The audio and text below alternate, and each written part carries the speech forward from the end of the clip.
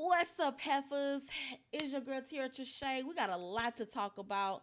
Initially, I was not gonna start by talking about. I was gonna start with some Lil Nas X stuff, but baby, Quavo, Saweetie, and the gang have gone crazy. So I'm gonna go ahead and roll that intro, and we gonna really get into it. Okay, okay.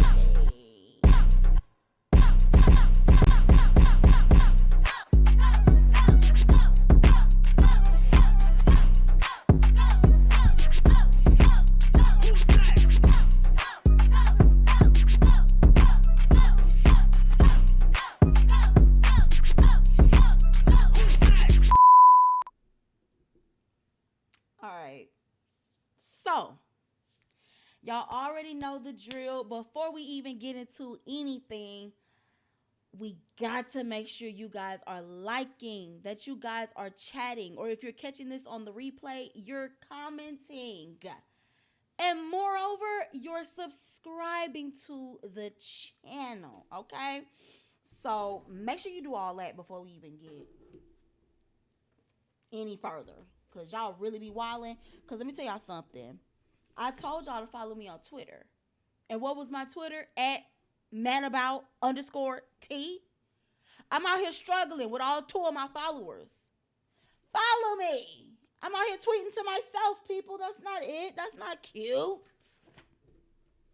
But y'all, I have to get my notes so I can stay on track because I'll be forgetting because it's so late. I'm an old lady. But anywho, besides that, we moving on into some church announcements. I will not be doing any more music video reviews on the YouTube for the specific reason that YouTube hates small creators. They blocked my entire video for the span of 16 hours until I was able to cut out every little part of the Lil Nas X video that was copyrighted. And y'all know that song by Young Jock? Meet me in the trail. It going out. They copyrighted me for that too. So, listen, when y'all are sending y'all bull clips to yourmadaboutt@gmail.com, please try your best to make sure there's no copyrighted music in it. Otherwise, we will have to watch that bad boy on mute. I'm kind of over the whole getting blocked situation. So with that being said, let's get into these shenanigans. So, as usual, we always got to start things off with a positive note. So let's get into it. Master P's son, Hersey Miller, what kind of name is that? Says, you know what, I chose violence. His name is perfectly fine. Master P's son, Hersey Miller, says he chose Tennessee State for basketball because he wants to put the spotlight on HBCUs. Let's go ahead and read what the Shade Room had to say about it. In case y'all didn't know, Master P's son, Hersey Miller, is one of the top high school basketball players in the nation. Taking after his father's hoop skills, Hersey is one of the most sought-after players with offers from the powerhouse schools such as USC, I don't know what that is, and Missouri. And with all the attention he was getting, he felt it was important to choose Tennessee State University over some of the major Division I programs. I knew what that was. To bring a much-needed spotlight to HBCUs. He says, I've always grown up being a leader. I want to make a difference, Hersey told Stephen A. Smith following his big reveal with P alongside him. Most people think that HBCUs are mid-major schools. They can't do it. They have a lot of pros who come out of HBCUs. They just don't have the spotlight. So with me, I want the spotlight on all HBCUs around. I just want to see the bigger picture and change the narrative. Master P agreed that his son's decision, really, they gonna cut it off. Well, I'm just gonna say that Master P thought that his son's decision was good because Master P is very pro-black. He's an entrepreneur. He's really into, the community, investing in themselves, the black community, investing in the black dollar. Everybody else do it. So as far as I'm concerned, Master P is preaching a good message that I feel like we all need to tune into. Let's start supporting each other. Let's stop complaining about how things are done or how things are more expensive. And let's start appreciating the craftsmanship. Let's start appreciating the black excellence. And let's just support each other. It ain't hard. It ain't hard. But anywho, while we got all that going, we done got off of that.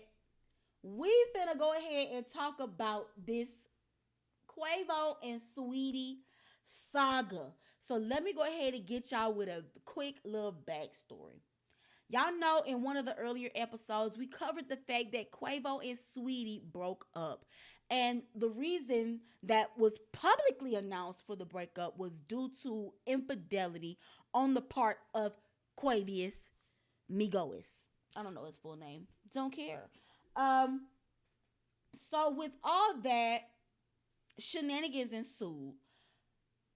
Instagram, Twitter, anybody with an account was clowning your boy. They were clowning your boy. So, naturally tensions rise. But as their dispute played out all over these Twitter streets, the show that she was on, respectfully, Justin with Justin Combs and Justin LAboy, whatever he calls himself, one of the Justins was her ex, namely Justin Combs. And everybody thought that it was because of that. She's saying that, it kind of been through. This is just us making it public. But remember how Saweetie told Quavo to take care after he went on talking about you just not the lady that I thought you was. Well, child. The other host, Justin LAboy, he made a Twitter post about it, and he made a meme because he's normally a meme account. So hold on, let me find this. It's brazy. So pretty much what he did was he made a meme about it, which was making a joke about it. Tell me why the Migos got together to go jump this boy. Let's go take this over to the Jasmine brand.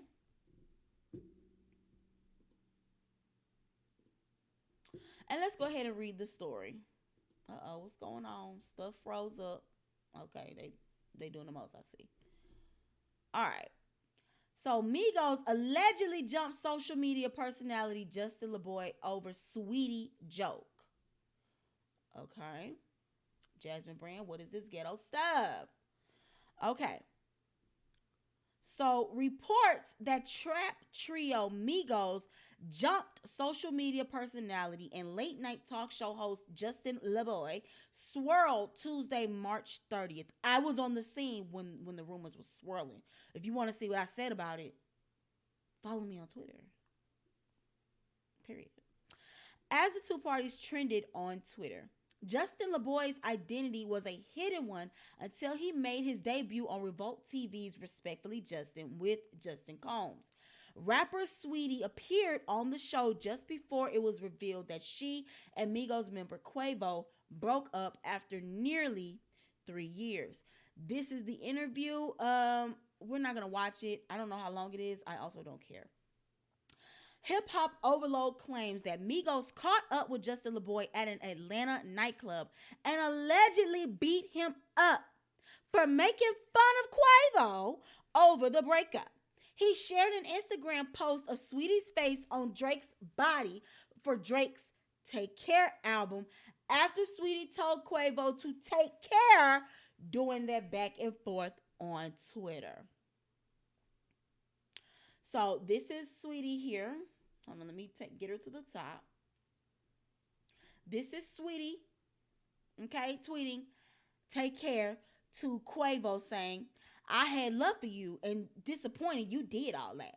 You are not the woman I thought you were. I wish you nothing but the best. This is in response to her doing the interview with her ex, okay? To which she responded, take care. Now, this is the petty picture that Justin LAboy tweeted soon after. He said, this got it. Click the link in my bio. This is Saweetie's face on Drake's face saying, take care. He's trying to be funny. Okay? Now, while the reports have yet to be confirmed, Twitter had a field day with the speculation. I am one to say, yes, they did. I was there for the shenanigans. Did you follow me on Twitter yet? No, you didn't, because y'all playing. Y'all not real. So, Black Twitter finding out that Justin LAboy got jumped by the Migos. Let's have a listen. And the rockets, oh my God, this moment was so iconic. the bombs bursting in air. So no, everybody's face is laughing. I didn't know much of Justin LAboy until, the whole Respectfully Justin stuff came out. I had no clue who he was, but apparently he was a huge meme account. Migos to Justin LAboy. They've done it to Kalani, to Kane, and now the world's strongest. Wow. They've done it to hey, fat nigga. Okay, moving forward. Oh, now let me tell you something. When I saw this, I like to die. Justin LAboy, when he saw the Migos in their colorful blouse and flared jeans walking up to him. Let's look at this. Ooh, Jesus. Ooh. Ooh. Ooh, Jesus. Ooh. Ooh. He was having a conniption. He didn't know what to do. Oh, this one took me out. Justin LAboy, next time he sees the Migos in public. Police! Police! Police! Help! Police! Help! Police! Police! Help him. So let's go ahead and read this last one, I believe, and then I'm going to move on to something else.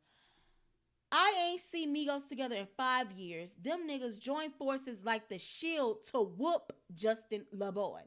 Migos deserve a Nobel Peace Prize if they actually jump Justin LAboy. Why? Is he a jerk or something? I just really would like to know why everybody is so enthused about this man being jumped. Everybody talking about Justin LAboy getting jumped by Migos, but where's the video? Now, let me tell you something. Nobody, and I mean nobody in this digital age we in, had a video of Justin LAboy getting stomped out. But I'll tell you what they did have. A video of Saweetie being drugged out of elevator. Let me go ahead and find it.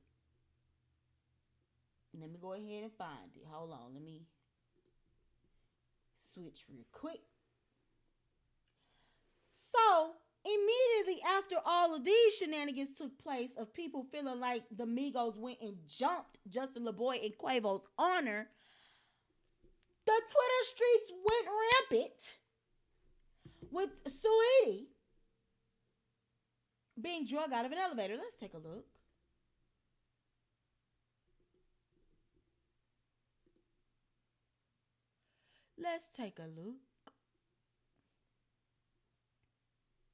Now, this is double XL. Come on, y'all. My computer acting a little stank. She acting a little stank. Let me get to the video. Let me find it. I don't want this. Close that.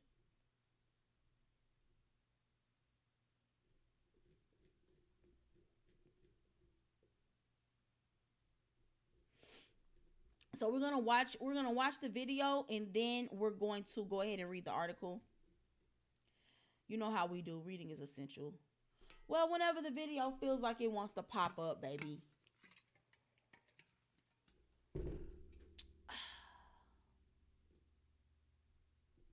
Wait.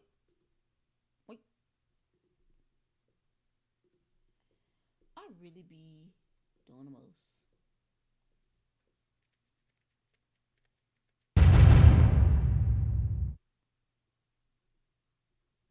This is dumb. Okay, now wait a minute. When you open up, you immediately see her swinging. We don't know what was going on outside of that elevator before the doors open.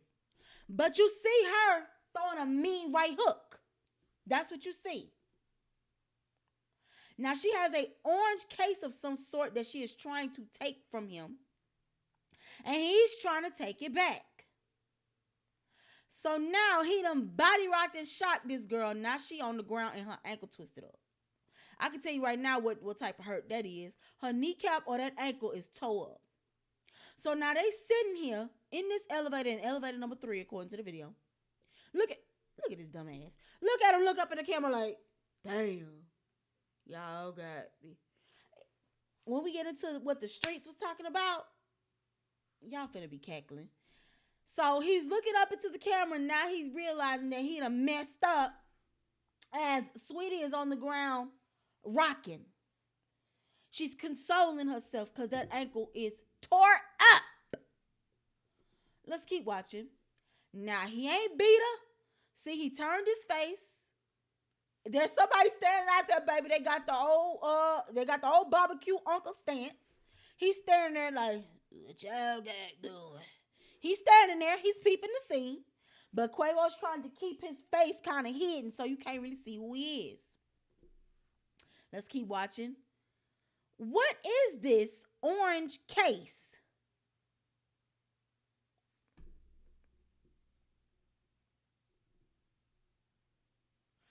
Okay, so we're going to get into what they said it was. So, everybody is saying that Saweetie was trying to steal his Call of Duty case. Now, this must have been something that was like custom for him because they immediately, and I do mean immediately, when this first came out, everybody was trying to say that she was fighting for a Birkin. How trash is that? Y'all just trying to make it like she's trying to fight because he's trying to take back gifts. This got to be something custom that they did for him. Because when I searched it up, because I tried to see where can you buy a Call of Duty box or a Call of Duty bag, you can't buy it anywhere. So this had to be something that was made especially for him because, you know, him and Offset, they're into games. So now he's exiting the elevator. And he puts the box right there to leave the door open. He's waiting on her to get out of the elevator. Go on, man. Get up, man. You making a scene, man. Get out the floor, man. That's what he's telling her. I can hear this because this is how niggas do. Come on, man. Hurry up. For somebody else come down here and see you. Now she's limping. Now she ain't limping as hard as she could have been limping. But that ankle toe up. That's all I got to say. That ankle is toe up. I already knew that. So with that being said, now that had everybody going in a frenzy. So let's get into what everybody was speculating.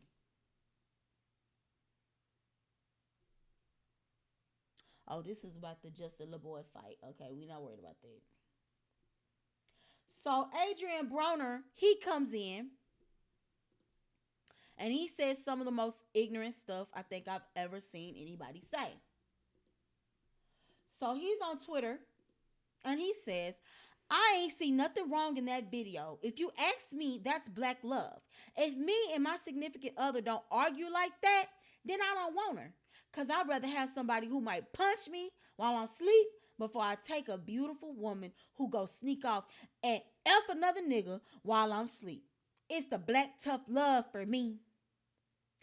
What type of toxic love are you niggas into? That's what I need to know. I don't want nobody putting their hands on me in any capacity. Nor should you be putting your hands on your significant other in any capacity. Because if they ain't taught you in elementary school, you hit somebody, they liable to hit you back. And if you ain't ready to ride that ride, baby, put your ticket in your pocket. Keep your fisticuffs to yourself. Because if you ain't ready to really ride out and really brawl for it all, then you should not be hitting nobody. Because you can't expect somebody to not defend themselves. So he goes on to say, I'm behind you, my nigga. Keep your head up. We all know you was a great nigga to that woman. You know nothing, Mr. Broner. Hold up. Matter of fact, this is what you know about. Wasn't you the same one getting that same exact tough love? That same exact tough love from Manny Pacquiao? Are you talking about somebody getting tossed up? Because last I checked, my brother, you know plenty about it. You know plenty about it. This you? This you punching in the air? Huh? I don't want to watch 7 minutes of it. I just want to catch a highlight of him getting his ass tore off the bone. Because while you telling somebody, oh, that's the type of love I like. All right, so here we go. 12 rounds of boxing scheduled. Always wonder. Jab to the right hand. He's Broner trying. Watch your head. When he was... I'm trying to fight. When he was... Round. Look at this. Man. With the fancy trunks. Anyway, don't even really care that much if you want to be honest. But yeah, that's just ignorance at its finest. So let's move on to what other people were saying about this. Because everybody has something to say. This came as a shock. And this is why I say y'all cannot be praising everybody that's on social media. Because all that glitters ain't gold, baby. All that glitters is not gold. Everybody was sitting here saying, including myself, saying they were relationship goals and so on and so forth. And look at them. They in the elevator brawling for it all. But what I would really like to know, what is up with these elevators that these celebrities be in? Can somebody tell me? Because it's like the elevator open up and it's fight night. It's fight night. Bow Wow in the elevator going for what he know. Solange in the elevator going for what she know. They in the elevator going for what they know. What is it? These elevators got bad vibes for y'all. Y'all need to take the stairs. It's just too doggone much. So we're going to go on and read this article from hot new hip hop or whatever. Who cares? So academics, you know, he came out about it when it first happened, when they first broke up. And he clearly has never been a Saweetie fan. So, of course, he had nothing positive to say about it. But when does Academic have anything positive to say about a female in any capacity? Let's keep reading. So, Academic weighs in on Saweetie and Quavo elevator fight. Toxic and abusive as F. I need to know if he was around them on a day-to-day to be able to say that. You don't know. Were you there? You got your own toxic shit you doing. He reportedly tweeted that they were fighting over a Birkin and added that their romance only looked good on the gram. This right here is how you know he don't know nothing about what he's talking about. They're fighting over a Birkin? So that was a orange case that clearly said Call of Duty on it. They got Call of Duty Birkins? If you want to ask me, I feel like she was trying to steal it from him because she was upset about whatever had happened. Whatever they had gotten to that fight about that led to the breakup, I feel like this was that moment. This is where they went on and said, all right, let's call it quits. This is too much. He's previously been critical of Saweetie and her relationship with Quavo, and it doesn't look as if Academics is letting up. Academics is gay.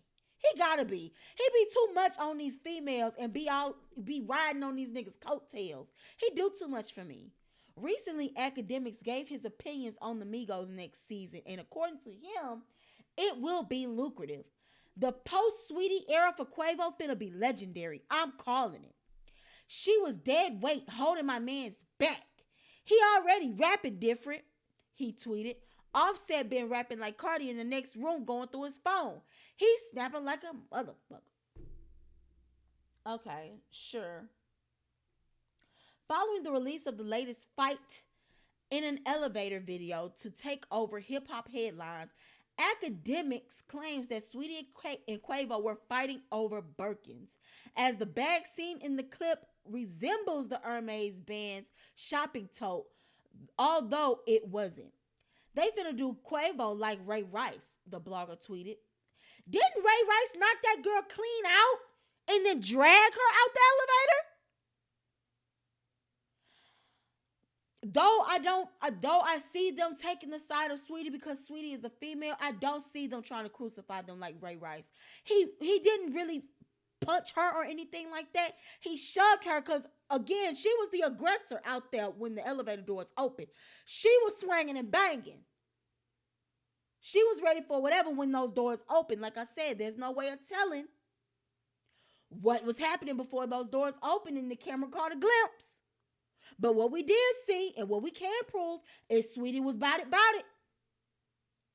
So how do we not know that that wasn't a normal routine in their relationship? She's accused him of being unfaithful before and infidelity and all that other good stuff. She's accused him of, so how we don't know that she wasn't swinging on him all the time and that he just protecting himself? We can't just go off the clip and be like, ooh, Sweetie, we got to protect her. He got her up off him, and he left it at that. He ain't touching. Now she on the floor rocking and soothing them ankles. Like I said, keep your hands to yourself. Clearly, their relationship only looked good on the gram. It was toxic and abusive. You don't know that, sir. You were nowhere near their relationship. You pillow talking with one of the Migos? This is why I can't stand academics. He himself is just a toxic person. Once his comments went viral, academics returned to say, Black Twitter stay trying to have me trend. LOL, I swear I'm just the placeholder for y'all to take out y'all hate. I'm the only nigga I seen that can unite Black Twitter on any issue. Maybe if you stop saying dumb shit, people wouldn't try to attack you. You're commenting on this girl fighting over a Birkin as if she could not afford her own. Sweetie is an artist with star power and influence in her own right. So you're saying that Quavo's the only one that could provide her with a bag, that she would have to fight over it? Y'all already tried to put on her that he was repossessing all the vehicles he bought for her. We know that's false. That was proven to be false.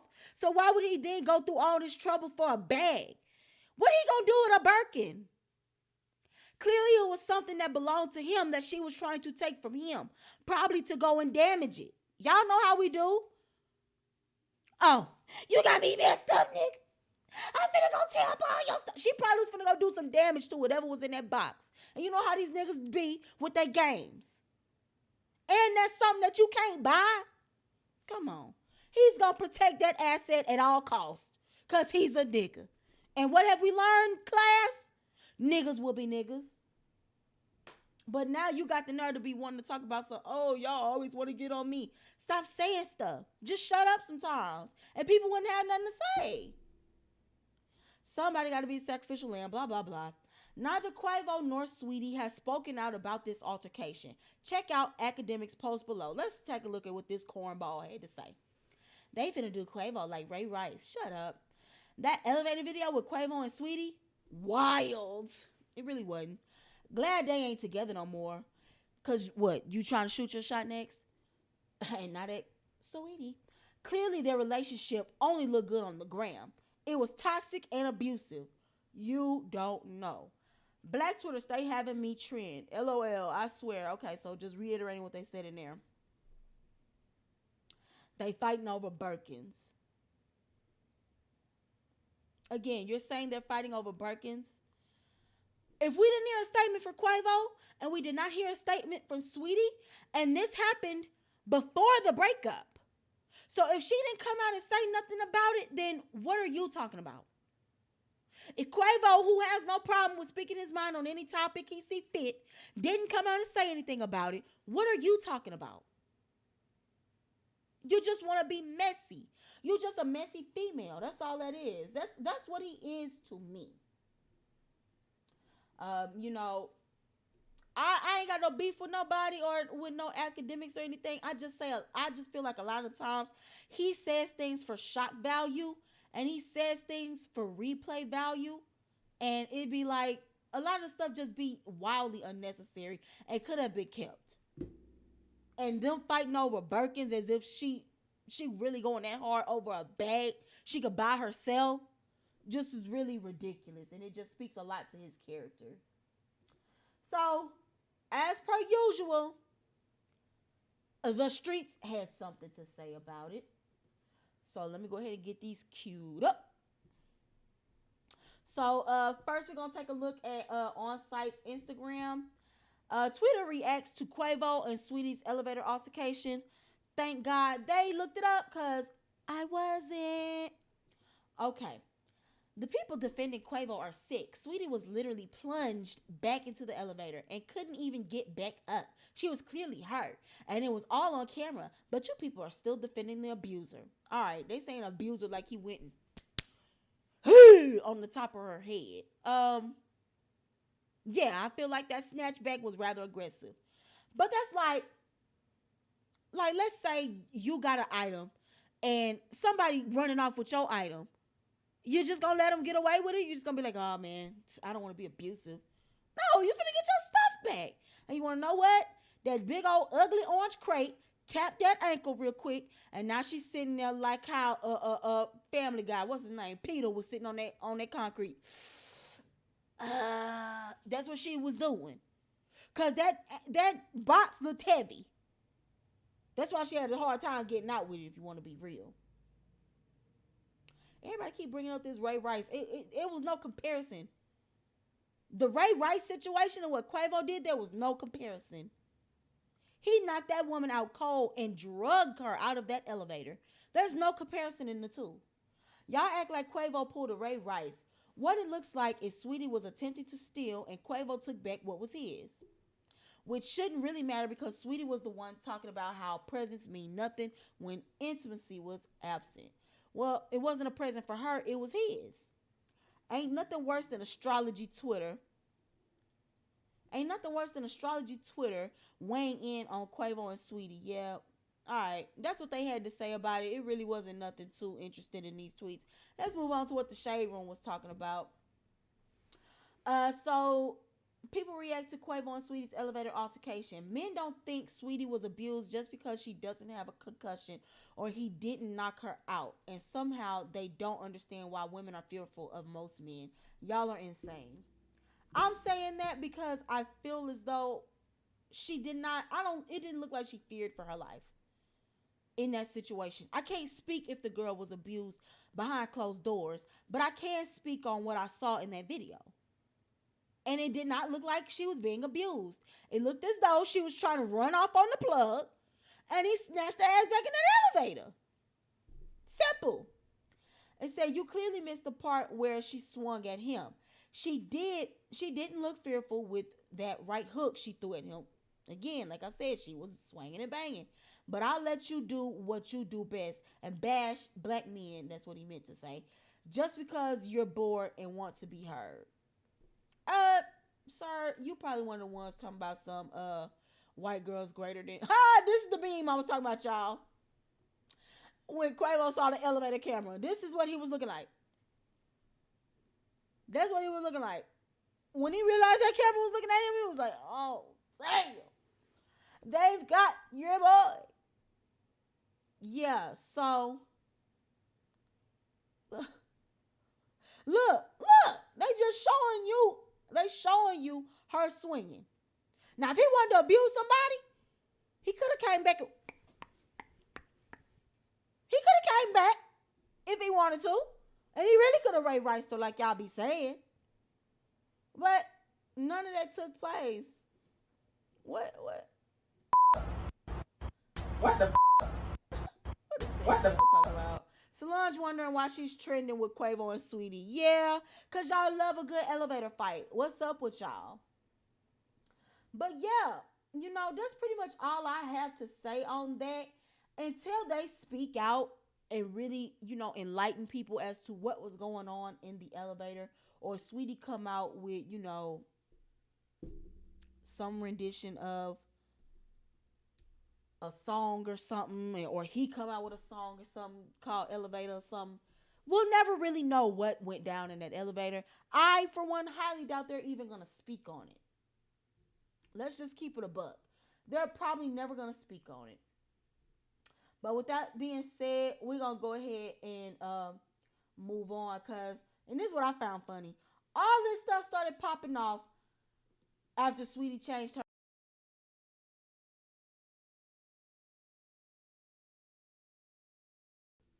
Wrong thing, y'all. Wrong thing. Forgive me. So after Saweetie changed her Abby to Money Mike from Friday, then all of a sudden all the stuff pop up with them kung fu fighting and fighting over Birkins and stuff like that. When she say I'm back on my bull, now niggas want to come out the woodworks with oh yeah, Saweetie's toxic. Oh yeah, Saweetie's swinging. Whatever, y'all. All right, so we're going to go ahead and jump into a Lil Nas update. So, yesterday, or not yesterday, was that yesterday or was that Sunday? Yeah, Sunday night, we did a live reaction. If you caught it live, then you caught it live. If you catch it on the replay, a lot of it is cut down because, like I said, they blocked my video from being viewed for 16 hours. So, you know, I had to chop out a lot of it, so you really didn't get the full reaction. But, you know, that's another story for another day. So Nike has filed a lawsuit against Mischief over the Lil Nas X Satan shoes for trademark infringement. So initially, everybody's thoughts were Nike were the collaborators on this shoe.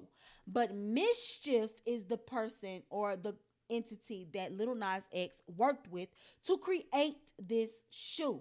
So basically, all you got to do is you could go on the Nike website and you could customize this shoe however you see fit. So they made a whole bunch of custom colorways, and then they threw their little finishing touches on it at the lab. Okay? So this is the paperwork. This is the paperwork. So Nike is going after Mischief, the studio. They're not naming Lil Nas X at this moment, but he spoke on it as well. He spoke on it as well. You know, he pretty much was like putting memes up, trolling how he usually do, talking about how he's going to be broke if Nike wins. So here's that. Here's a look at that. This is what he's saying he gonna be like if Nike wins that lawsuit. This gonna be him in the box, Squidward style, begging for spare change. And if it is, it is. You know, y'all should have known better than to take somebody's brand and really just disrespect somebody's whole entire religion because you want to get a message across about you being gay.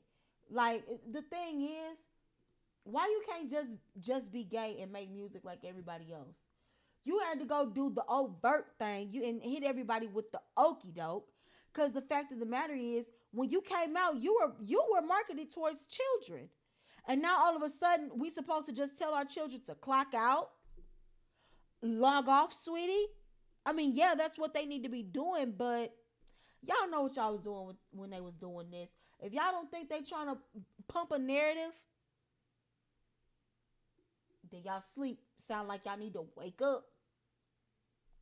But let me go ahead and get all the Nas X stuff queued up. So a lot more people had things to say in reference to the video and the shoes. So we done with her. We're done with that. Yeah, so Nike had to come out and say, whoa, whoa, whoa, whoa, whoa. We ain't had nothing to do with this. Because people were saying we're boycotting. We're boycotting. And with everybody being so upset, you know, here comes Lil Nas X being a troll. He says, we are in a pandemic and y'all going on day 5 of being mad at a gay nigga who don't do nothing but tweet all day. And he do tweet all day long. Do you still see your dad? And then he says, yep, and I might F yours. Don't be out here with all that. Who told you to give all that? And then Joyner Lucas responds. He says, And again, who asked Joyner Lucas?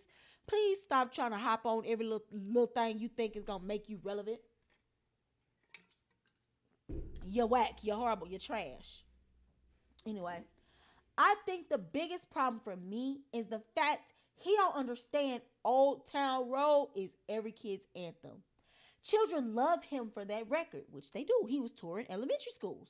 They tuned in and subscribed to his channels.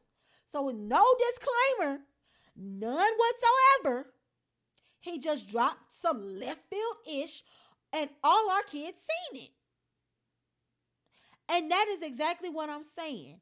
So you go from shaking hands at the elementary school kids, interviewing with kids, and children, family friendly, regardless of what the context of the song was. That's what you were doing. To then not say, hey, parents, it's about to get explicit out here. And you planned this for 9 months, which he's admitted to himself. He's been planning this whole rollout. So you knew what time it was finna be. I'm telling you.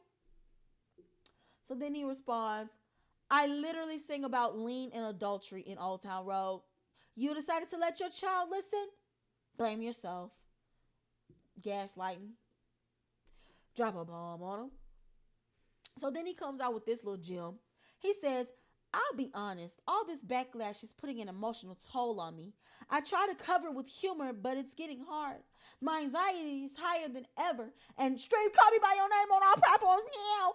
Being a troll. So he let you get to it because he know we all gonna dive into the negativity.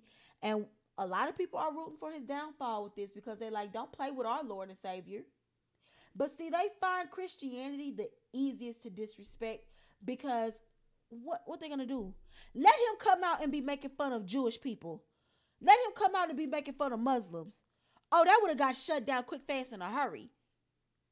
But it's okay for your artistic value to come out here talking about I'm doing the world's best body roll on Satan. And I'm taking over. Trying to be cute, trying to be funny. And you wasn't. You was in the video looking busted and disgusted. So, let's see. Now, he did follow up with a tweet that I really felt like didn't get much traction because when it's negative, it tends to get more of a push. So, Joyner Lucas said that Lil Nas X video is wild, but as an artist, he doing everything he's supposed to do. Creating viral moments, making people talk, and creating content he already knew you was going to react to. It's a formula guaranteed to work. I doubt he actually worships the devil. Again, I can't speak for what that man's religion is. I won't purport to know. But yes, he did that knowing that everybody was going to have something to say about it. And in my opinion, it's mostly because of his child-friendly marketing when he first came out. That's my only issue. As a mother, I take issue with that. Because she could have just clicked on anything and just been exposed to that bull, that hot garbage. So yeah, we already read about that tweet. Let's move on. Let's see what Hollywood Unlocked also said. So he then puts out a tweet that says, I'm going to put Kirk Franklin on Call Me By Your Name remix to even it out, you guys. After he had already said, okay, we're going to put the Chick-fil-A 316s out on you. He said, so Rap TV responded by saying, throw Kanye on there to really do it. And then Childish Talks Hip Hop says, I'll stop listening to Ye music if he starts this devil crap. That's one line I'll never cross.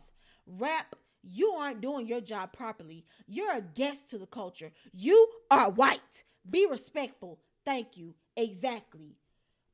White people? Let me not even get into it.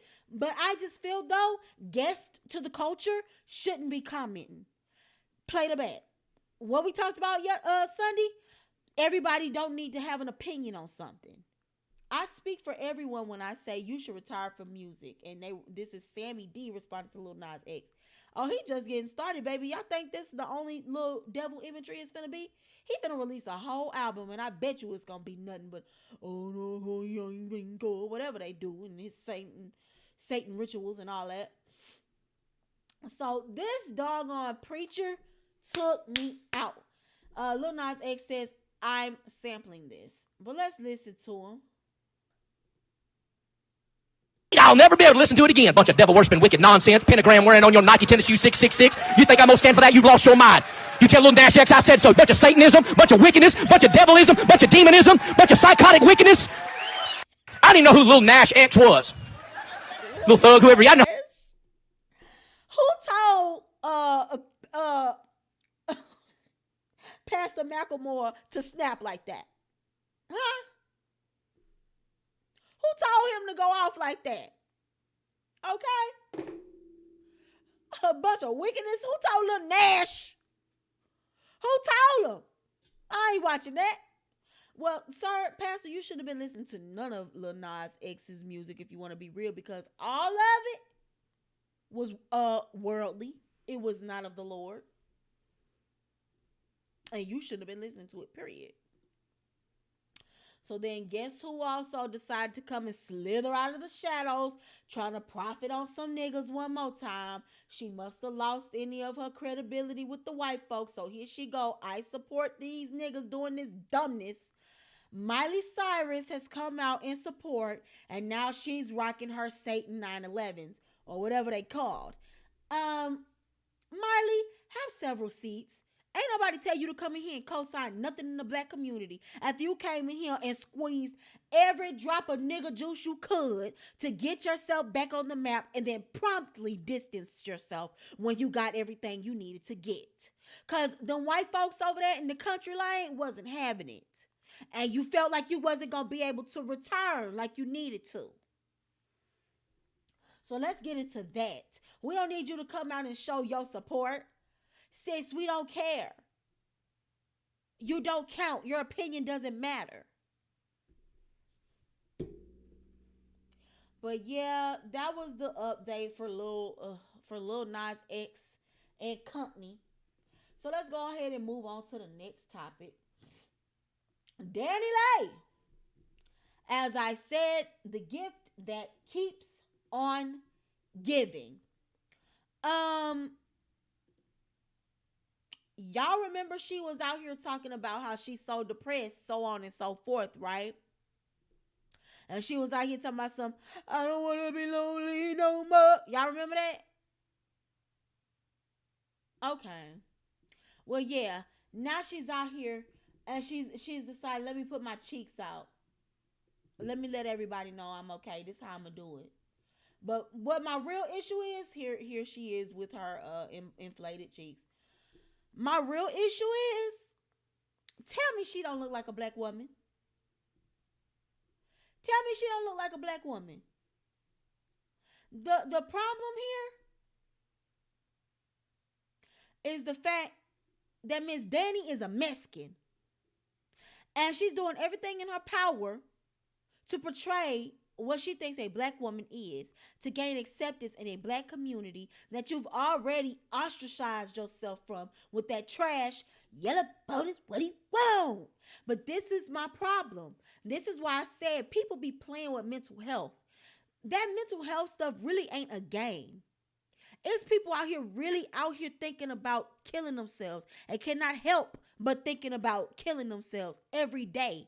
Depressed to the point they cannot get out of bed. Debilitating mental illness. And then celebrities like Dani Lay, who say dumb shit for sport, get on here and then decide, let me say I'm suffering mentally so people can leave me alone, as if people are supposed to have some sort of sympathy for you.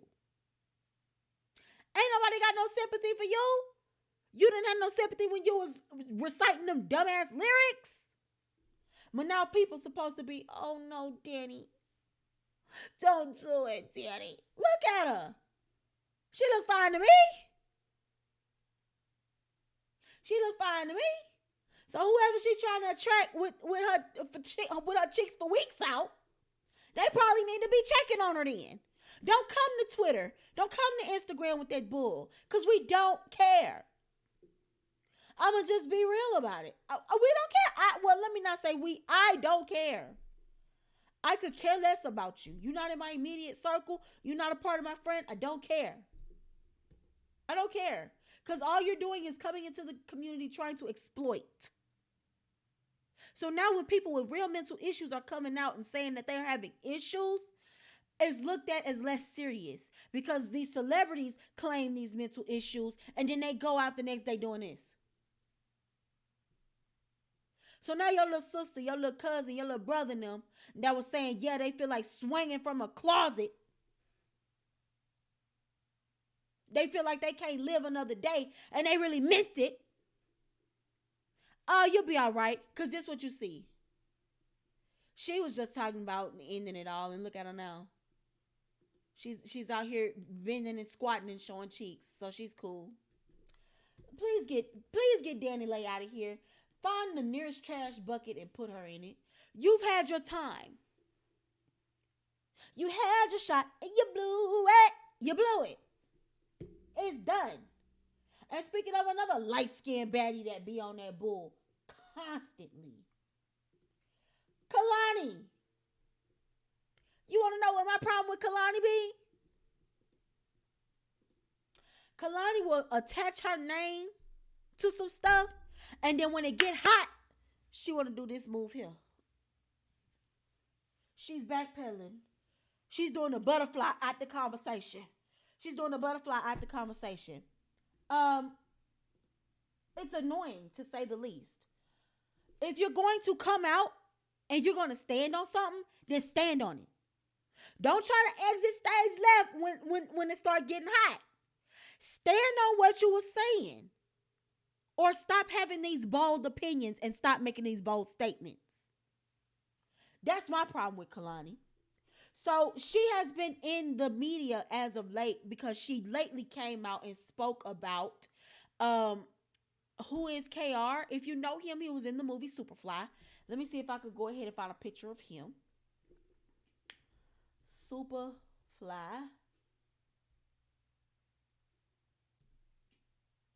I can't type. I got these nails on, so whatever. Not Superflu. And they pulling up the 1972 Superfly Trevor. What that boy name is? Trevor Jackson. Okay, if y'all remember the movie, the boy name is Kalani. I don't want to see Trevor Jackson in his fro. I want to see the cast. Let me see the cast. Y'all, oh my God. I'm having a hard time. There's a lot going on. I guess they just not going to show him. They say, oh no, baby, we refuse. Here we go. This young man right here.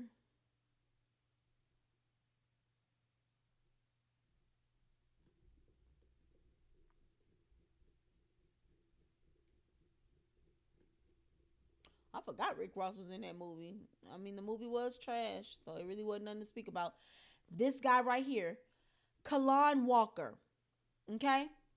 He was in the movie. He played the aggressive nigga that like beating on women, and, you know, he was a drug dealer and all that other good stuff. She came out and recently spoke about this young man, stating that he was a serial rapist and that women had come to her. Women had come to her and asked her to speak out on their behalf because nobody else would speak out on his behalf, and he was out of prison. Now, if y'all know Mob Radio and you know Milagro Grams, she got wind of this story. And she's very good at her job. I listen to her. I find her very inspirational. Her podcast and all of that, you know, it's highly entertaining. So shouts out to her. She started having questions about this. Because why is it that all of a sudden Kalani always wants to attach her name to some stuff? He immediately came out and he denounced it. He said, hey, I was never convicted of these crimes. And now you're out here telling your millions of followers that I'm a serial rapist. And you're, you know, determining that I'm guilty in the court of public opinion. And you're messing things up to me. For me, I would like to just have a fair trial. Okay? So she's saying that, yeah, you raped my best friend, so on and so forth. So when things started not adding up in her story, now all of a sudden, you really tired of addressing things. Well, stop saying stuff. Same thing I said to academics. Shut up sometimes. There's a blogger who admitted on the phone that she was obsessed with taking me down because she works with someone I have also stood against for accused violence with women. And she's referring to Tory Lanez. She did an interview comforting a victim, promised an unedited upload, and then edited to her liking, taunting and angling it to the side of the abuser. All have done to receive all the taunting. Okay, this was cut off though. All I have done to receive all of the taunting and empty threats because no one has a sex tape on me. He threatened to release a sex tape or a tape. He didn't say exactly what it was. Especially not someone I've never even kissed. Is stand up for women that reached out to me to stand up for them with my platform. Through all of the harassment, consistent lies, I've held my head and I still stand with the women who came forward publicly. The women who have been fighting this privately with the law and the various women who came forward privately afterwards, finally feeling safe to do so. I don't know why they felt safe with you. I repeat, you will not play on my internet trauma. Knowing people will believe things about me because of my accused past. I stand firmly. Get well. Kalani, do me a favor. Shut up. What you're talking about is a bunch of bull. And the fact of the matter is, you're standing firmly, and people are just asking basic questions about the stories because it's not making sense. It's not making sense. The story is falling apart. You're saying you had no involvement with the man, and this man is saying y'all lived together for 2 years, or however long y'all lived together. He was writing your songs when you first got on. You was living on the streets, is what he's saying. This is what he's alleging. You didn't come out and refute it. But then, here you go. And it's another thing with Kalani. It's always somebody's doing something to her. She never has any accountability in any of the drama she gets in. It's always, they're the ones. I'm just so innocent and perfect. Baby, there's nobody walking the surface of this earth that is without fault at any point in their lives and that is perfect.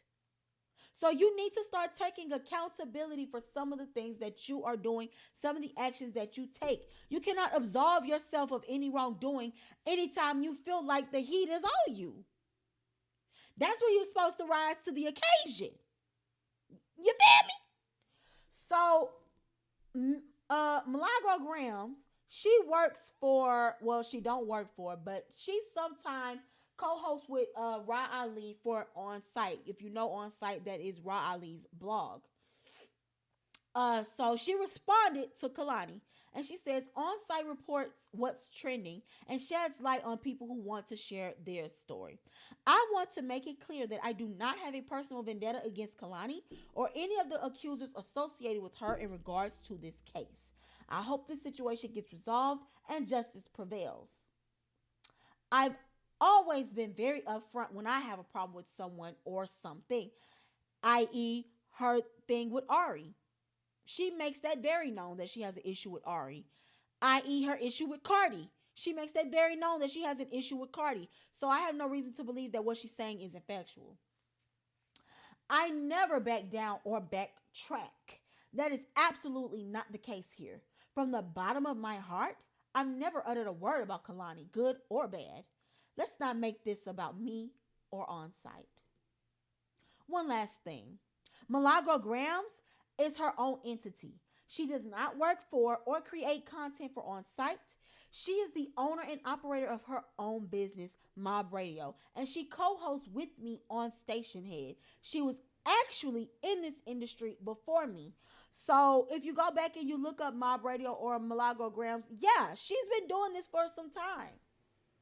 She's been doing this for some time. So she ain't new to this. She's true to this. So her issue should be with my radio and Milagro Grams, not just trying to be all over the place and blaming everybody. But look at what Kalani does first because she's a clown. Kalani calls out women bloggers for interviewing accused rapist Kalani Walker. Have you ever heard there's two sides to a story? As a reporter, your job is to remain neutral. Because the old adage goes, there's your side, there's my side, and there's the truth. Everybody is the hero in their own story. Your job as a reporter, your job as a blogger is to remain neutral. Now, will I say that some people don't have clear biases? No, I won't. Will I say that some publications don't clearly, cut it for some victims? Look at the things that's going on with the Megan Thee Stallion case. We haven't really heard anything about what Tory has to say about it, but everybody's all on Megan's side. Not to say that she's not a victim. It's just, as a news outlet, you are supposed to remain neutral in that. You don't take sides until the facts come out. When it's irrefutable facts, what can you do about that? Like with this whole George Floyd case, we caught that nigga in 4K killing George Floyd. Those are irrefutable facts. You can take a solid stance on that. You could see that happening. But with things that are as murky as what he is being accused of, and with nobody stepping forward with any type of proof, there should be no I'm on your side, I'm on their side. Because let's not act like people don't lie about rape or sexual abuse. It happens. It's young, innocent black men in jail now. They got a whole Netflix special about things being pinned on black men that they did not do. So we cannot count that out. But Kalani is just one of those people that like to do things the easy way. She wants everybody to take everything she says for face value and do no further research, ask no further questions, and just be done. But let's take a look at what Kalani said. She said, "And shame on you effing low-life women bloggers who continuously platform rapists and even give an abuser a chance to speak their side. What side does a rapist have? What side?" Okay, this is a rapist that, or whatever he is, they have not proven him guilty in a court of law. So right now, all there are allegations. There are allegations with no proof at this point. We don't know what is to come of it. But you just straight up, yep, he did it, yep, he did it, yep, he did it. What side does the rapist have? What side? This is not new. We have been in Los Angeles calling this man out since 2015. So then she goes on to say, okay, here are all the women who platform This interview was going to take place. I really do want to get you. Bill, when I sat down opposite Jeffrey Dahmer for this interview, I wondered what he would tell me, how hard it would be to get him. And Lyle Menendez, the infamous brothers, the savage. You're literally demeaning and demonizing these women for doing their jobs. It is their job to report. It is their job to get the information. Do you think the men that interviewed Jeffrey Dahmer, why you ain't got them in there? Why you ain't got the men? Because you're trying to deflect. Because what the real tea is, and y'all can probably get all this information off of my radio because I really ain't finna delve too deep into it. The real tea is her and the boy, Kalani, had sexual relations after the date that she was accusing him of raping her best friend. This is what she said prompted her to speak out. So he's saying that he has receipts of you still dealing with him. And if he's such a rapist, then why would you, as a social justice warrior, still be messing with me? Even up to the date of the release of the Superfly movie, you were still in my DMs. Why is that? It couldn't have been because you thought I raped her. Because then if that's the case, what type of chick are you? So that's why she's really out here. She's trying to deflect, talking about some shame on the women. No, baby girl, they were doing their jobs. That's like somebody getting mad at you because you dropped a single. Where's the album? Shame on you for dropping these singles. Shame on you. They're doing their job. That's their job to report. So what? They're females. They worked hard to be in the positions that they're in to be able to get these interviews. And regardless if you feel like the alleged abusers should have a platform or not, That's how you get the autobiography of Ted Bundy. That's how you get the details of what Jeffrey Dahmer were doing to people. This is getting information out to the masses. You can't just completely shut them down because you feel like they're wrong. We need to know how these niggas thinking out here. What was going through your mind when you decided you was going to take advantage of such and such? Let's talk about it. So now the people that's watching, they know what to look out for. But you just rather them not have a platform whatsoever because it challenges what you said. Girl, go. So, that's pretty much all I have to say about Miss Kalani. We're going to go ahead and move on because she's going to attach herself to more drama, because she's trying to stay in the public eye. And she's going to continue to backpedal when it gets too hot. So let's not be shocked by that. And let's continue to watch her backpedal some more. So we're moving on to the boy, Chet Hanks. Mr. White Chocolate himself. And let me tell you something. This is y'all's fault. I blame you niggas. Why do I blame y'all? Y'all stay wanting to invite somebody to the cookout for the minimalist, mediocre achievements. Oh, he can sidestep and he can clap. Bring him to the cookout. Oh, he said he loved him some melanated women. Bring him to the cookout. Y'all did this. So don't try to speak out and be offended now, damn it. Lay in the bed that you made. So Chet Hanks, who is Tom Hanks' white ass, super white, Tom Hanks' son, he has come out and he has declared the summer to come a white boy summer. Let's take a look. Hey guys, look, I just wanted to tap in really quick. I just got this feeling, man, that this summer is, it's about to be a white boy summer. Take it how you want. I'm not talking about like Trump, NASCAR type white. I'm talking about, me, John B., Jack Harlow type white boy summer. You know what I mean? Let me know if you guys... Y'all are white. What difference does it make? So are you saying it's a white boy summer only for the white boys you feel as though appeal to the black community? Let's really dive into what you're talking about, Mr. White Chocolate, Mr. Vanilla Wonder. Are you saying that only the white boys that you feel as though have a black community appeal are allowed in your white boy summer? Because regardless, y'all are white. And I take offense. And I blame you niggas. Because this is the type of white boys y'all breed and y'all create with all this. I'm not saying we can't accept and we can't love, but we need to start learning how to be stingy with our culture. We need to learn how to stop just congratulating and putting everybody on a pedestal outside of our culture because they do the littlest shit. That's what we need to learn how to stop doing, because that causes this. That causes Mr. Chet Hanks to declare it a white boy summer.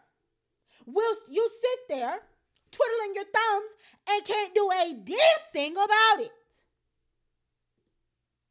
Look at him. He's walking on the beach. Shout out to On Site. He's walking on the beach and he's giving the white boys rules as to how you are to act during white boy summer. And look at the description.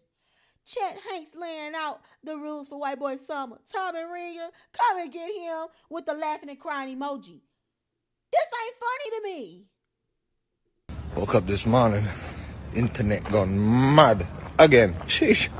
But just want to drop a few rules and regs for the white boy summer. Okay, rule number one. To all my white boys out there. No plaid shirts, okay? Can't be looking like a picnic table out here, boys. You know what I'm talking about. Leave it's at home. The Vineyard Vines and, you know, Ralph Lauren or whatever the fuck. Leave that shit at home. Just put on a black tee, a white tee. You know what I mean? Keep it simple. Rule number 2, no Sperry topsiders. That's not the kind of white boys we're talking about, dog, okay?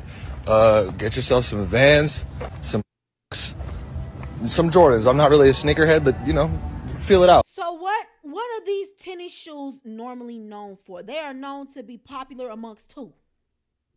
So like I said, he's trying to show you as white men how to appeal to the black community. These are the white boys that we want. We don't want you out here with your cargo pants. We don't want you out here with your Sperry's. We want the one that's going to be able to be eligible to come out here and snatch them up a black queen should they choose.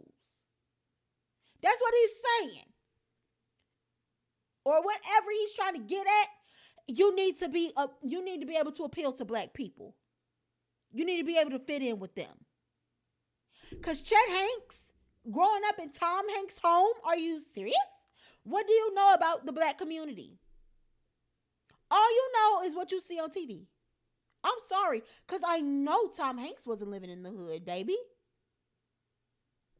So what do you know about it? What do you know about Jordans? You probably didn't touch a Jordan until after you had to go live and spend your own money. No calling girls smoke shows, okay? Okay? That term is, it's played out, dude. And you can't just see a hot chick and be like, dude, see a smoke show, dude. Fucking smoke, dude. Okay? That's over with. Oh, yeah, and anything salmon colored, wardrobe, burn it. What's wrong with salmon? I love a good salmon color. Let's get into this last tweet about Mr. Chet. Now he's in the car and he's talking for the white boy summer. Someone put forth the proposition that we ban all backwards hats. I shut that shit down real quick. Backwards hats are and will remain good, but why? What is very, very iffy and what I'm getting very close to banning is all dad hats, but there are exceptions. If the individual has a clean fade, then he may. Boom goes the dynamite. The nigga said you got to have a clean fade to be out here with a dad hat. Who out here with a clean fade? Why he sitting there with his Caesar? Huh? I blame you niggas. Summer to get all drunk and sweaty and, you know, sunburn your face, booze breath. Niggas, I blame you. This is on you. Y'all have bred a monster. Y'all have bred a monster. Because meanwhile, folks like Chet Hanks doing their damnedest to be black. This how they feel behind closed doors. Let's take a look at Tea in the Shade.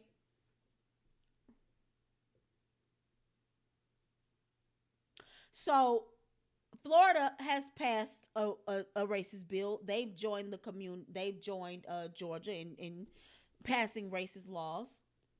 Let's listen to this young lady speak about it.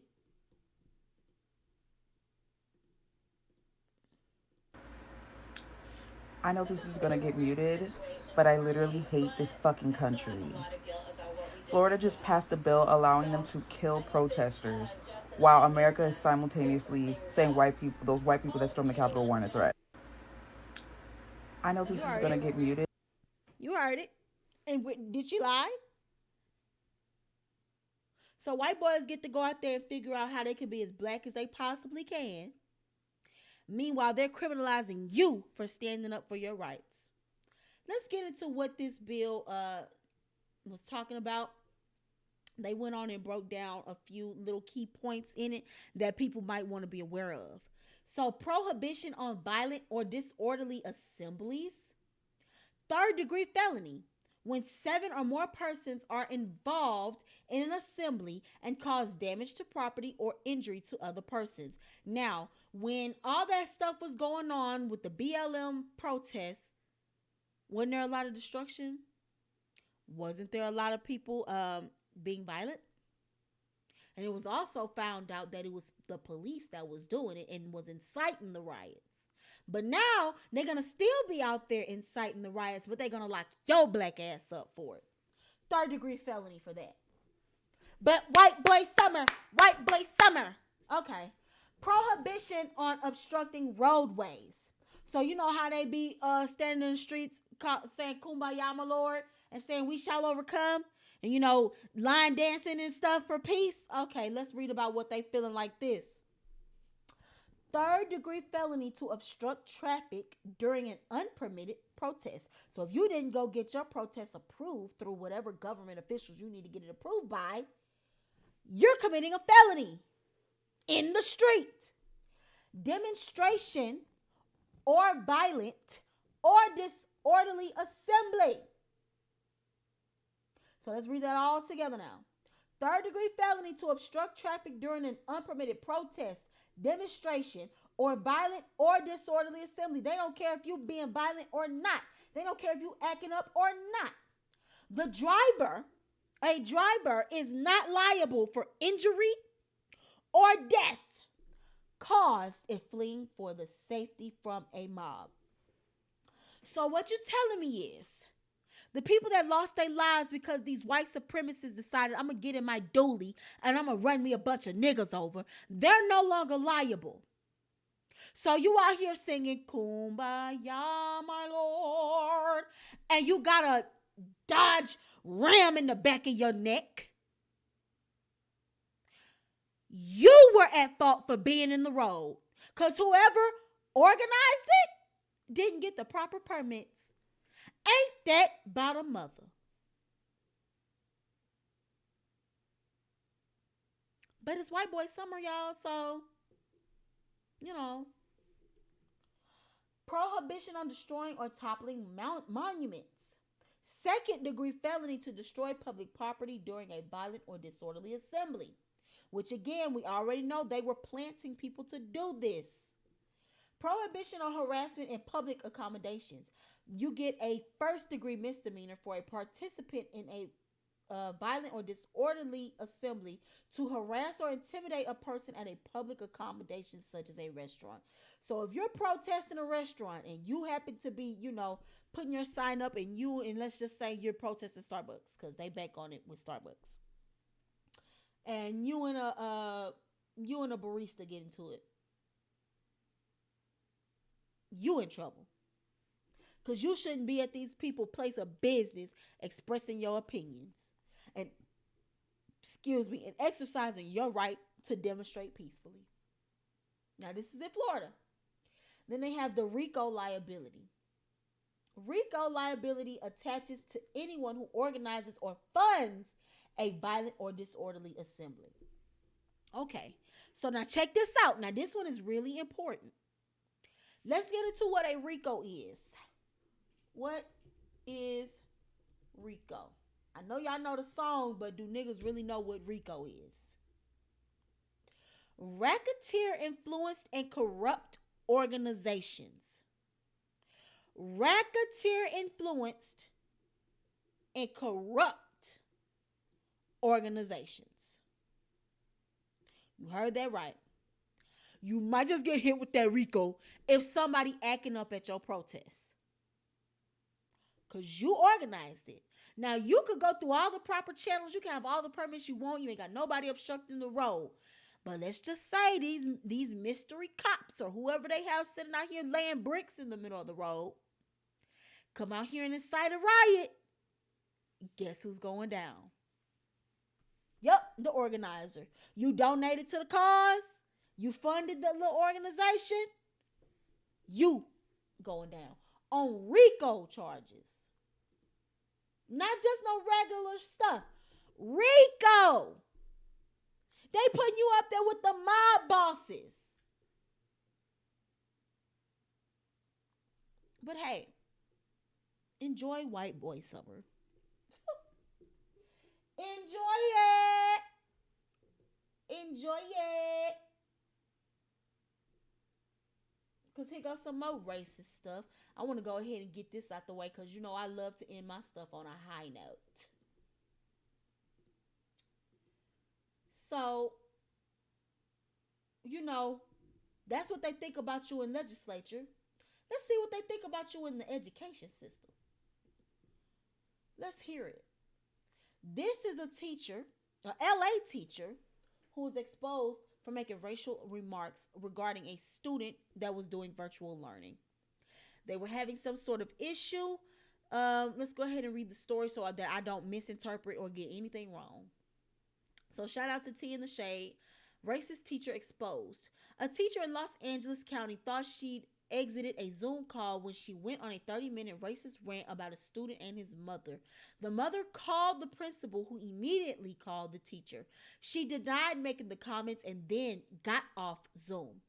Couture Stokes was on a Zoom call with her teacher from Desert Willow Fine Arts, Science, and Technology Management in Palmdale, California, when the call ended.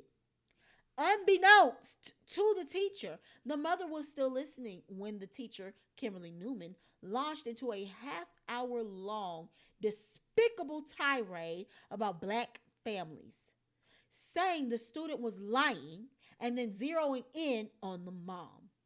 Since you've taught him to make excuses that nothing is his fault, this is what black people do. Let's listen to her and let's catch this bull on 4K. The whole year, right? She keeps calling the school and complaining, and the teachers are just pissed off beyond belief. It's because she thought I was her friend Natalie. When I called, because I've got a message from the office, Mom's calling, if she's screaming and yelling, nobody calls her back. I called her like 5 million times. I sent her 5 million threats for her. She never responds. So I said, she goes, I call her, right? And leave a message. She doesn't bother to check the message. She just thought the number was her friend Natalie. So she calls me back. My phone rings. I'm like, hello? She goes, hi, Natalie. Blah, blah, blah. I'm like, this isn't Natalie. This is oh. Now she's caught. Because she's answered her phone for the first time the entire year. I mean, these parents, that's what kind of piece of they're black. He's black. They're black family. I know it. You know? I'm seeing what you're not going through. Yeah, that's what happened. There's no problem there. Your son has learned to lie to everybody and make excuses. Are you to be entitled. Because you taught him to make excuses that nothing is his fault. This is what black people do. This is what black people do. White people do it too, but black people do it way more. Oh my God, I just burned her. I just burned her. This white okay, I'm sorry. This really affects me because this is the way that they think of your children. These are the people that you entrust and you care, that you put faith in to care for and teach your children. And this is what they think about you. So while we're praising them for every little insignificant ass thing that they do and putting them on a pedestal within the black community, this is what they're saying about you behind your back. And every other teacher that was in that call was complicit to that bull as she sat there and she tore down that black mother and her child. Your job as a teacher is to uplift regardless of race. If there's an issue, you get to the bottom of it. But see, this is why children, black children specifically, are underserved in most public schools.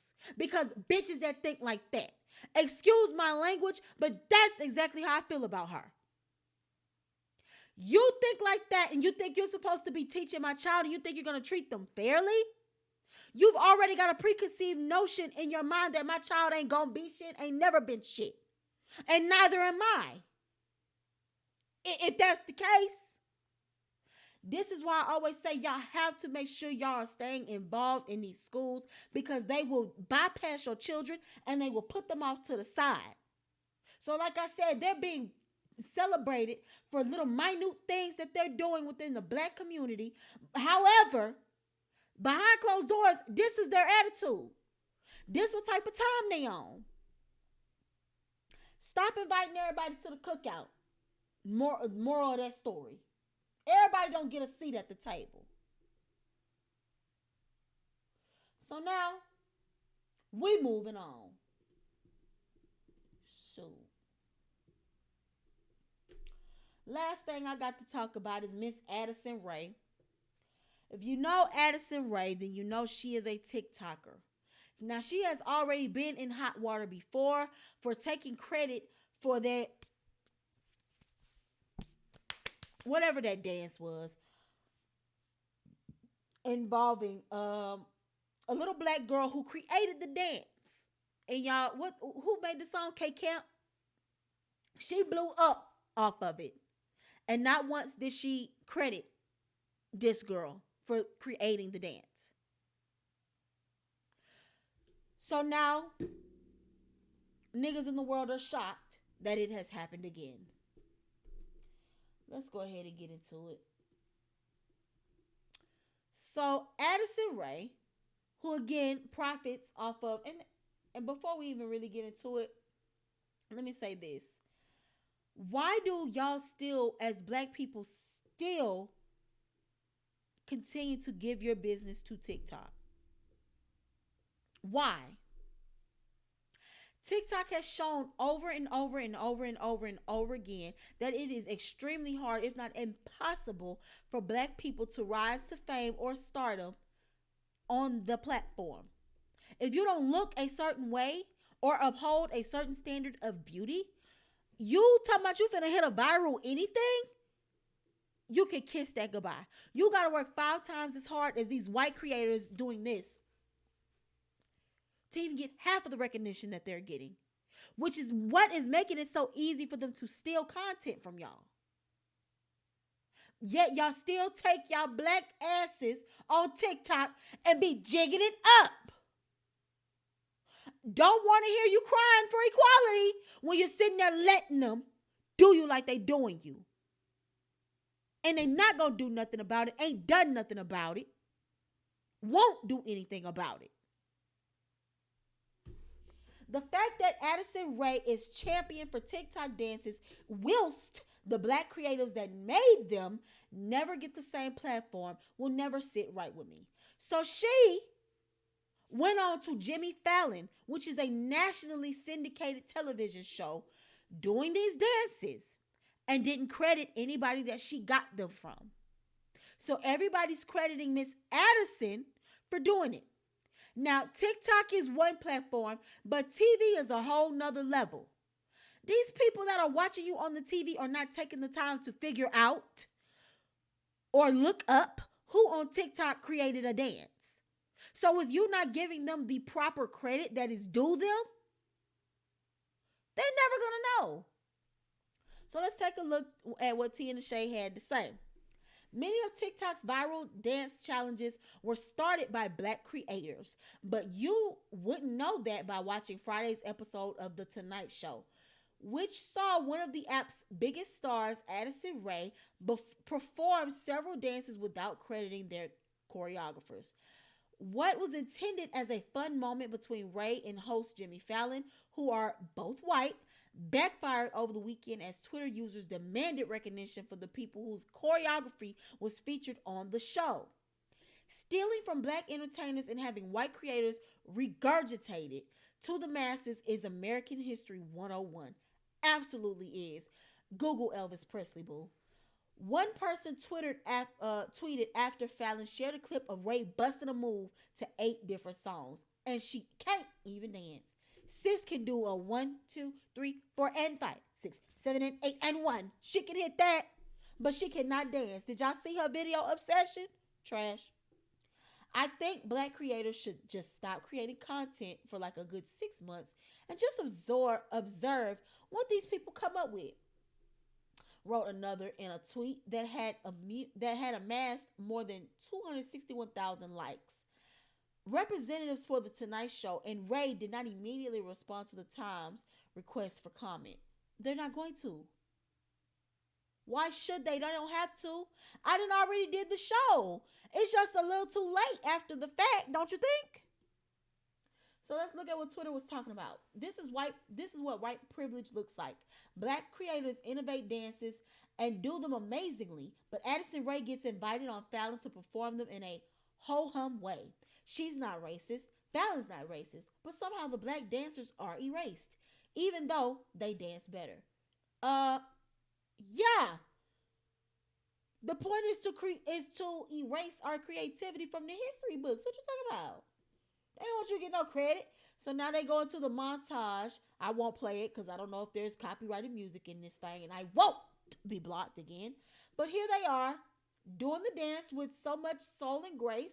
And here she is, barely getting the moves together. She's counting in her head. I want you to know that. She's okay. 1, 2, 3, 4. And left foot 2, 3, 4. And right foot 3, 4, 6, 7, 8. Hands, jazz hands. She's counting. If y'all ever seen the first Bring It On before Bring It On became a mockery, the Compton Clovers and the Toros, same concept. Same concept. Toros, Compton Clovers. Today is a new day. Choose kindness. Life is short. Tomorrow isn't promised. Yeah, in other words, I'm finna just keep stealing. In other words, she wants y'all to stop bullying her colonization and mediocrity. Period. Stop talking about it. Just let me do it in peace. I've been doing it. No, baby girl, folks is tired. They're tired. So this person says, Roxanne Gay, she says, none of Addison Rae's little friends told her to maybe not go on national TV to do TikTok dances created by black women? Shake my head. Black autocorrect sigh. Yeah, it says blank, but you know, the autocorrect even want to erase us. Drop a bomb. So, okay, yeah, I just did this tweet. I must have did a copy of the link. Let's play this. What is it saying? Okay, there's no audio. All right, so let's look at what Baller Alert had to say about it. Update: Addison Rae responds after receiving backlash for not crediting black TikTok dance makers. Okay, they said we had to go for the full story. We had to go to balleralert.com. So let's do that. Actually, let's just follow the link.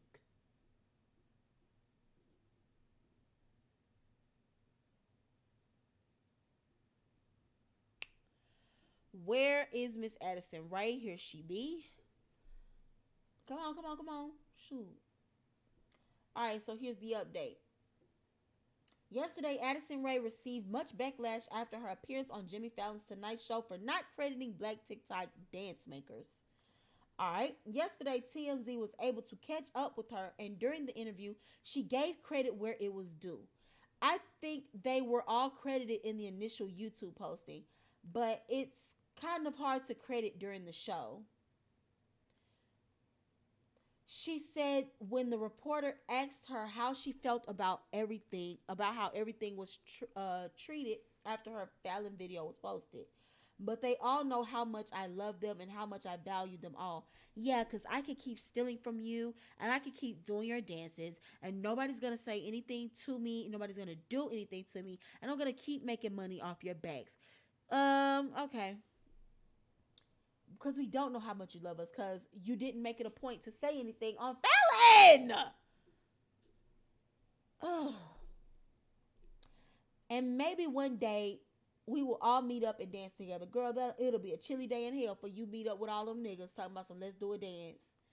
You know your mama taught you to cross the street and clutch your pearls when you ever see a black face.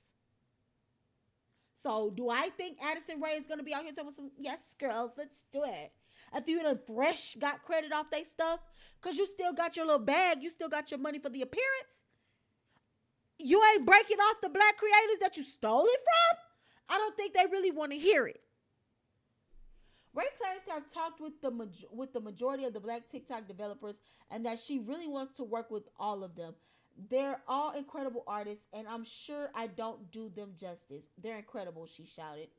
Addison Rae, a social media celebrity, dancer, and now singer, and she can't sing, has come under fire for performing a medley of TikTok dances without crediting the dances black makers. Her appearance was on a recent episode of The Tonight Show. Okay, we already know what's up with that. Let's take a look And Miss Addison. We're muting all forms of volume in this thing. So look at her. She's very stiffly doing these dances. Very stiffly. I really wish I could watch the whole clip to get the context and see where she had time. Because I'm pretty sure she didn't just come up here and gyrate her crotch and they didn't ask her any questions. But I've seen enough of this garbage. Hold up! Don't play no audio over here, boo! Now, I was going to talk about Candace Owens and her coon ass, but I really don't feel like giving her a platform today. I shed light on enough despicable human beings today. So, we going to get up out of here on a high doggone note. And what you already know what time that is. It's time for some bull clips. So, while we here, if you've made it to the end, make sure you're liking, make sure that you're commenting if you're catching it on the replay, and make sure that you are chatting. Your interaction with the content gets me more views. But in the event you ever feel like you want to send me a bull clip, please send it to youaremadaboutt@gmail.com. Try to keep it under 5 minutes if at all possible. Do not send me any raw, raunchy material. You will get bliggity, bliggity blocked.